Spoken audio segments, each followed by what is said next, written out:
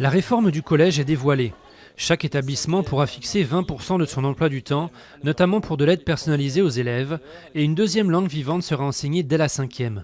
Les grandes lignes du projet de la ministre Najat Vallaud-Belkacem doivent maintenant être discutées avec la communauté éducative pour une entrée en vigueur à la rentrée 2016.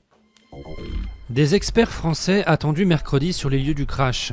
Des membres du bureau Enquête Analyse se rendent à Villa Castelli, où des enquêteurs argentins travaillent déjà depuis mardi pour éclaircir les circonstances de la collision de 2 hélicoptères qui a fait 10 morts, dont les sportifs Florence Artaud, Camille Muffat et Alexis Vastine. Pour beaucoup d'experts aéronautiques, une faute de pilotage est à l'origine du drame. Nouvelle exécution revendiquée par le groupe État islamique. Dans une vidéo, les djihadistes disent avoir tué un arabe israélien et affirment qu'il était un espion d'Israël. La famille de Mohammad Saïd Ismail Moussalam assure qu'il n'a jamais travaillé pour les services secrets israéliens. Dernier recours avant le peloton d'exécution.